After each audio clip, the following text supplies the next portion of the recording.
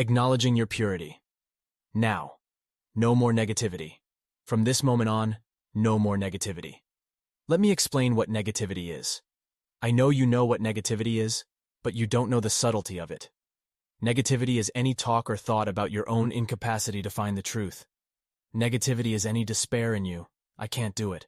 No matter how hard I try, I can't do it. Negativity is, I am so dense. I am so unenlightened. I am so this. I am so that. That is negativity. And do you know who is speaking?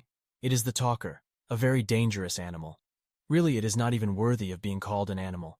It is a subconscious condition of pain and lack of communication that's inside every one of us, and has been for a long, long time. Once, when man and woman really loved, there was no talker. No one ever spoke. There was no need to speak because we communicated in love. And love is not the sentimental love, the missing love, the suffering love, the sorrowful love. That's not love. We were in love, meaning we were in the golden orb that I speak about in the Making Love tapes, of communication, of love without having to say anything, or be anything, or do anything. We were already there, so you knew precisely what I needed. And if I needed anything from your point of view, then you would provide it for me, or I for you. In that way we communicated through love, for love is the finest communication there is. Love is absence. Love is not a presence of anything. Love is the reverse of what the human mind thinks it is. Now what is absence, really? Absence begins with a lack of self-condemnation, because you can't be absent if you are condemning yourself. You can't be absent if you are criticizing yourself.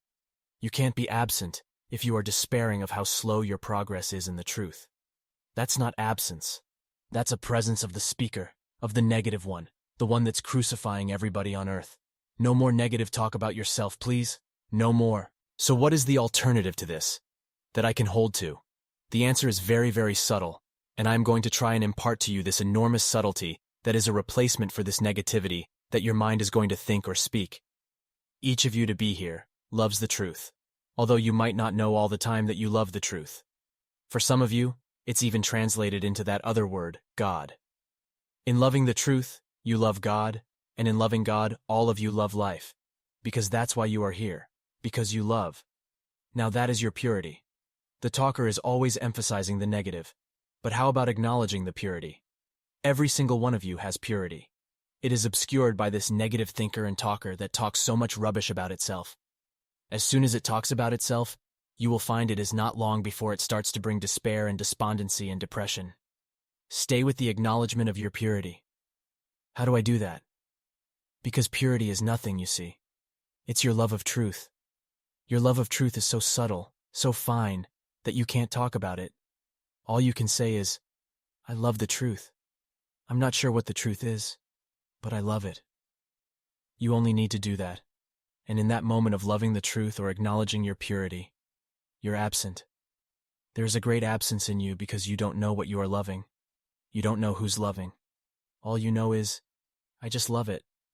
I will never give up because I can't stay away from it. I just love it. That's your purity. That's the purity of love. That's the purity of humility. That's the purity of giving up the speaker, the thinker, the talker, the negative one, who will always be negative. All talk turns to negativity, or talk about rubbish, unless I am praising my purity.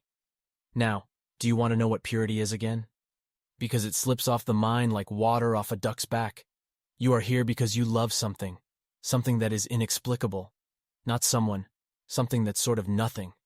You truly love it, and you have never been able to give it up, and no matter what you do, somehow or other, it keeps calling you back, and the only thing that ruins it is the thinker. But you're not that. You are the love of this extraordinary thing that you cannot name.